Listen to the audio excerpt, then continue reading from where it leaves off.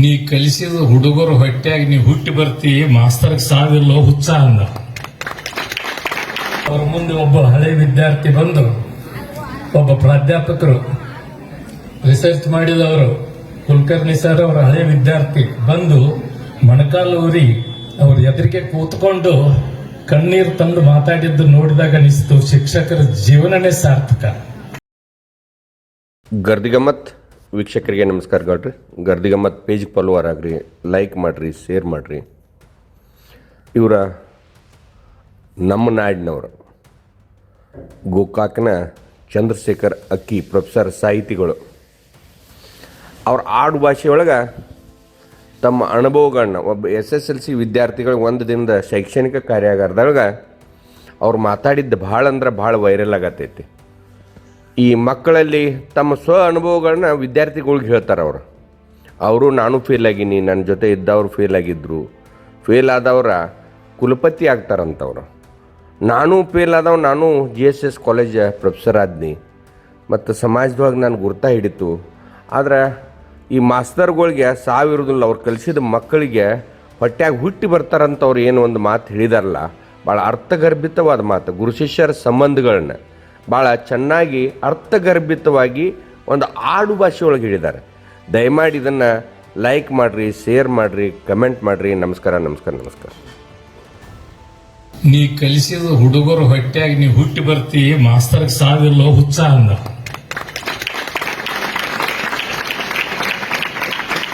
ಸಾಕಲ್ಲ ಮತ್ತೆ ಅವನ ಮಾತು ಕೇಳಲಿಲ್ಲ. ಆರ್ಲೆಸ್ ಬೆಳಗಾವಿಗೆ ಹೋದೆವು, ನಾನು ಇನ್ನೊಬ್ಬ ನನ್ನ ಸ್ನೇಹಿತ ಇಬ್ರು ಕುಡ್ಕೊಂಡ ಸೈನ್ಸಿಗೆ ಹೆಸರು ಹೆಚ್ಚಿದೆವು ಬೆಳಗಾವಿ ಆರ್ಲೆಸ್ ಕಾಲೇಜಿಗೆ. ಇಬ್ರು ಮಣ್ಣು ಹೋಯ್ತೆವು. ನಾನು ಮ್ಯಾಥಮೆಟಿಕ್ಸ್ನ ಪಾಸ್ ಆದ್ನೆ, ಅವನು ಫಿಸಿಕ್ಸ್ ಮತ್ತು ಮ್ಯಾಥಮೆಟಿಕ್ಸ್ನ ಪಾಸ್ ಆದ. ಇದನ್ನ ಹೇಳಬೇಕು ನಾನು. ಆಮೇಲೆ ಏನಾಯ್ತು, PUC ಒಂದು ವರ್ಷ ಯೂನಿವರ್ಸಿಟಿಯಾಗ ಇತ್ತು, ಆಗ ಕರ್ನಾಟಕ ಯೂನಿವರ್ಸಿಟಿ. ಅವನು ತಿರುಗಿ ಅಡ್ಮಿಷನ್ ತಗೊಂಡ. ಇದು ನಾ ಕುಡಿಯೋ ನೀರಲ್ಲ ಅಂತ ತಿಳ್ಕೊಂಡು ನಾನು ಗೋಕಾಕ್ ಕಾಲೇಜಿಗೆ ಬಂದು ನನಗೆ ಪ್ರೀತಿ ವಿಷಯ ನಮ್ದು ಕನ್ನಡ. ನಾನು ಬಂದು ನನ್ನ ಆಯ್ಕೆ ಮಾಡಿಕೊಂಡೆ. ನಾನು ಬಂದು ಗೋಕಾಕ್ ಆರ್ಟ್ಸಕ್ಕೆ ಹಚ್ಚಿದ್ನಿ.